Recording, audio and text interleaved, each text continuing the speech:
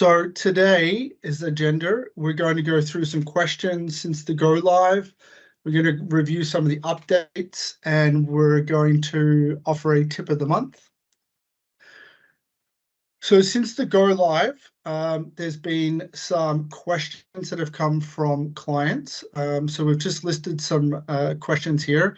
So test rounds now, when they're inactive or when they move to inactive, it's 4 days after the end of the test round end date. And I'll show you how you can access your inactive test rounds once they drop off your active list on your dashboard. I will show you how to copy rows from a module script into a blank module script or an existing module script. Very easy to do now, so I'll be able to show you that. I'll also be able to show you how you can wrap text in plans, so it will automatically do it for you within your plans. And then if anyone else has any additional questions, we can obviously tackle them at the end. So the update since go live, we have actually introduced the color coding system on the scripts steps page, which will turn red if your header details are missing or if there's any issues with your header details. So your line will turn red, and I'll be able to show you that as well. And there will be a poll question towards the end in regards to your add details comments. So anything that came across from TransIT 6 to 7 that has the click to add details within your data, we need to know if you'd like it to be removed and replaced with a blank row or just removed completely, because now we have a far better way of including your header details within your scripts. And then we've added the ability to sequence custom reference lists. So I'll be able to show you that as well once we get into it. Some of the updates that we've done since we've gone live, we've added back the ability to select a custom reference list in the custom columns. So initially you weren't able to select any of your pre-existing custom lists that you created, but you are able to now. We've added back the ability to copy a test script. We've also added the ability to create a copy of a plan, and we've fixed some of the issues. So we've prevented an issue preventing changing the description of a test script. We've also fixed an issue that was preventing a client-specific modules from being added to scripts. We've also fixed an issue that prevented copying of a script. So it was similar to copying a module as well. And there was also an issue that was preventing a linked existing issue in a plan if it had special characters inside its description. So hopefully we don't have too many issues with special characters like we did in TransIT 6. And the tip of the month is when you're doing your header details, and I'll show you this once we get into TransIT 7, if you put a square bracket around your header field, it will automatically add it into TransIT for you at the bottom of your list, and I'll be able to show you that as well.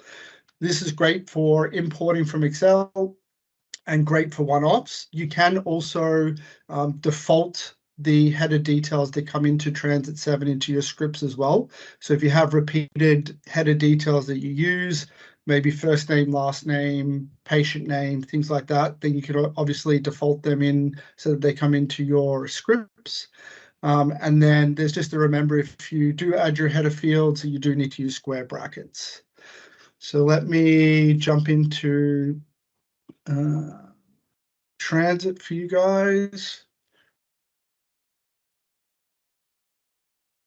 And so when you're on your testing dashboard, the first one was inactive. So when this end date here becomes 4 days, you will no longer see your test rounds here. To view your inactive test rounds, we use this icon just up here. And when you hover over it, it says view all test rounds. And when you click on it, it will bring up all of your test rounds that are older than 4 days. So once it loads up, there's a lot in One Make Healthcare. So you'll see that there's all of the test rounds for this organization listed in date order. And then once you go back to your active test rounds, as I mentioned, once you hit the 4 days here, it will drop off. And if you do need to go back into it and access it, the way you do is this little icon over here, view all test rounds. The next one is how do you copy from a module or a script into a blank module or a script? If we head over to our modules page, very easy. It's much like Excel and Word. When you go into your module, you can just highlight the rows that you need to copy. You right click and you either cut or copy. If you cut, it will cut these rows out of your module. And then when you paste it into the next module, it'll paste into that. If you copy it, it will keep those rows here and then paste a copy of those lines into the next module. So we're just going to do the copy today. And then we go across to the modules and we will create a new module for us.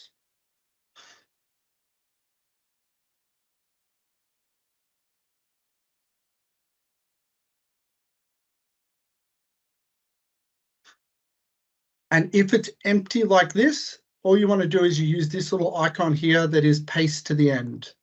And it will paste all your rows that you copied into here.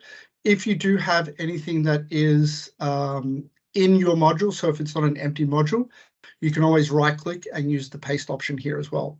But if it's an empty module, you need to use this paste to the end icon on to the right here. Does anyone have any questions on that copy and paste?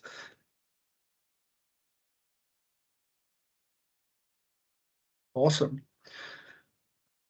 So what's really cool in plans is that a lot of the options and the functionality inside plans is face up, especially when we talk about custom columns. So when we go into columns, you'll notice that if your text area is like this and it's cut off, and you don't want to have a long, massive row that takes up real estate on your page, you can actually right click here and click customize columns. And there's a really cool feature over here called wrap. So as long as there's a text box here, you can actually select this option here and wrap. And when you go back into your plan, you'll see that it wraps the text so that it doesn't take up too much real estate on your page. Alternatively, you can do what I did and resize it, but the wrapping option allows you to automatically resize the rows so that it fits your text in, which is a cool little feature. Is there any questions on that? Has anyone tried their customized columns in TransIT 7 at the moment? Travis, how did you get to that screen to select wrap again? Did you just right click on the column? Yep. So when you're in your plan, so this is your plan's dashboard, you click into your plan here, and on the blue header here, you want to select customize column. Okay, so anywhere on the blue header, thanks. Yep. And then across here, you've got your wrap just here. So if I wanted to take it off, I would just deselect it. When you go back into your plan, you'll see that it's not wrapped. If you want to put it back on, then you go across your text box and hit wrapped, and it'll change it for you. Is that a user setting preference, or does that work the next time anyone else logs into the plan? I believe you may have to be an admin to do your customized columns. So if you don't have that option, you can speak to your administrator and get them to change your priorities. I'd have to check if it was able to do it as a user, but I'm pretty sure it's admin and above to do that. Okay. Then we have your color-coded on scripts, which is a really cool feature. So when you go into your scripts, so you use your scripts up here. If you have any issues with your header details, so if it's blank, it will change color. So if we just add in a header, and again, the tip of the month, square bracket, if we put in a referring physician and we click save, if there's anything wrong with that header or it's not listed in the header details, it will show up red. So you can see here it's red. When we go into your header details, so by going to your header details, you click on this little icon here, and you'll see that I added it automatically. And if I scroll all the way down towards the bottom, it automatically adds it in as the last option here. And because it's red, there's no value. So if we just add in my name as an example, and we go back to your script, you'll see that it's now changed back to the normal white color. So if we remove my name from here and we go back up here, you'll see that it's turned red. So any red row here means that there's an issue with the header. So you want to make sure that you go in and check why it's red. And then once you've fixed that problem with the header, so again, we'll put my name into the header area here, and you'll see that it now turns white, which means that there's no problem with that header. So it's just a quick, easy visualization for you to be able to check that your header, there's no issues with your header. So you can literally just scroll through all of your script and see if there's anything wrong. And if you do see any red, then that allows you to stop and just check what's going on there. We've also added in the ability to sequence your custom reference list. So when you're in your plans, you go up to your plans here. If you want to create a reference list within your custom columns, so we'll create a new one. So we'll go user group. And if we choose reference list just here, it now pops up with a pop-up box here for you to be able to choose one of your reference lists that you've automatically set up. Rather than it automatically assigning. And the way you create a reference list is by going into your organization settings up here with this icon here, and then your custom. So these are your custom lists just here. So if you wanted to add a new list in, you can pre-populate all your lists. And then that way, when you're building your plan, you don't have to go back and forth. You've already built your custom list, and you can select whichever one you want. So if we go into here and we go into custom columns again, and we'll add a new column in for us, and we'll choose reference list. And again, there was 13 options we could pick from, and we could pick any type we like. And we hit save, and that will pull through our reference list that we have in our organization settings. You can also click on this hyperlink here, and it will take you to your reference list, and you can see your references, and you're able to modify, add anything that you want on there. Does anyone have any questions on that one?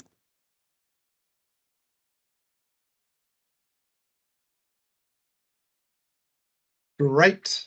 Awesome. So while we're here, I'll also show you the sequence. So the sequence column here will allow you to dictate what value or what list or how the list is displayed in your dropdown. So for example, if we wanted to change this one to be the first one that we see, then we would change it to a 1. If we use surgical area more than anything else, then we can change this to a 2, and then and so forth. So let's change this to a 3, and we'll change this one to a 4, and we'll change this to a 5, 6, and 7. So that when you go into your plan, we come across to here, and we wanted to check what our options are. You can see here that the list that I showed you was in alphabetical order. Now it shows in your sequence order. So if you have a commonly used value that you use the most and you want that to be top of mind, then you would change it to obviously the top preference of number 1. And then if you have something that you rarely use, you could make it a number 7 or whatever the last option is. And then that way you don't have to scroll through your options, or you don't have to read through. And that just makes it a little bit easier to be able to fill your data in, rather than having to kind of look for different things. If you don't set the sequence, then it goes in alphabetical order. So you can see it's ASM. If we go into that specific list,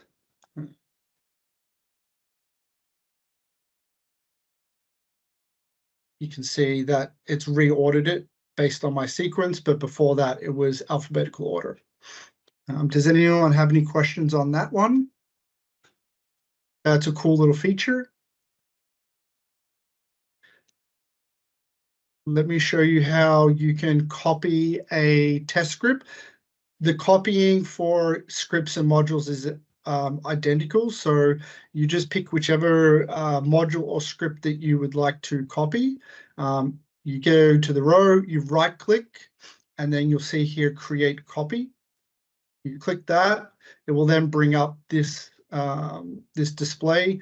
You want to make sure that you change your name of your test script, any other details that you want to change, copy, and hit save.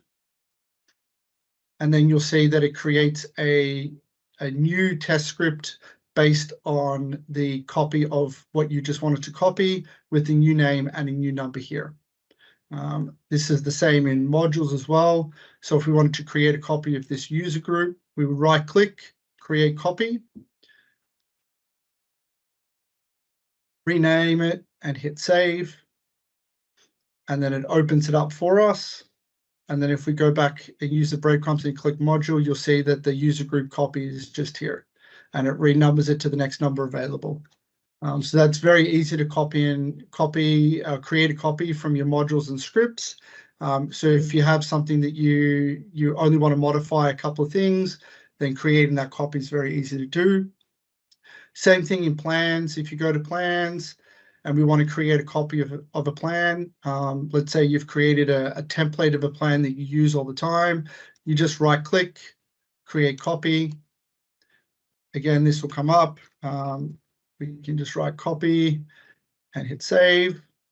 It'll open up the copy for us. And if we wanted to have a look at it and go back to our plans dashboard, you can see that the new plan's there, new number and the new name, and it's got identical data to the one that we just copied.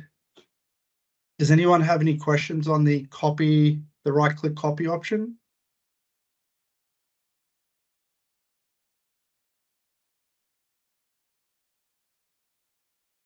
Awesome. And then the last thing that I'll show everyone is the automatic, I showed you the automatic add header details when it adds down the bottom here. If you did want to resequence your header details, so at the moment when you are in your script and you want to select a header, and I'll just show you.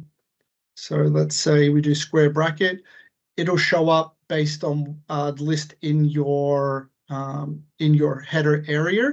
If you are using headers that that you're using all the time, then you want to go and resequence them, and you go into this little icon here, and let's say you use let's say you use appointments all the time. We'll resequence these ones for us. And they're going to add right up the top here. So we go back into here. And when we do your square bracket, they should show up. Then they didn't. Maybe I didn't save it. But when you resequence it, it will show up in the order that you've resequenced them. Does anyone have any questions, comments, concerns regarding TransIT 7 so far? We're very excited with it being launched. Does anyone have any questions, comments?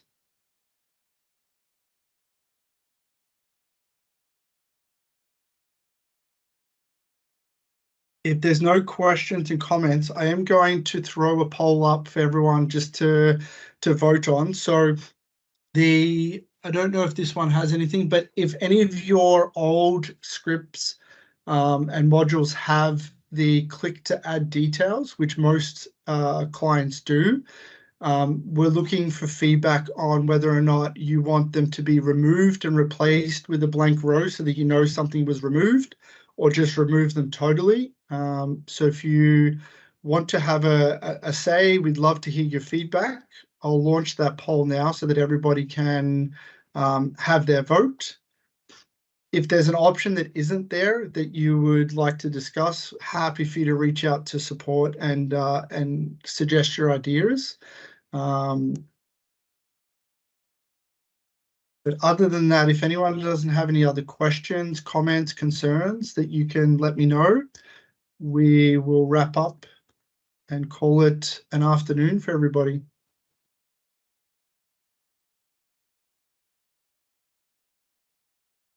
Great. Thanks, Travis.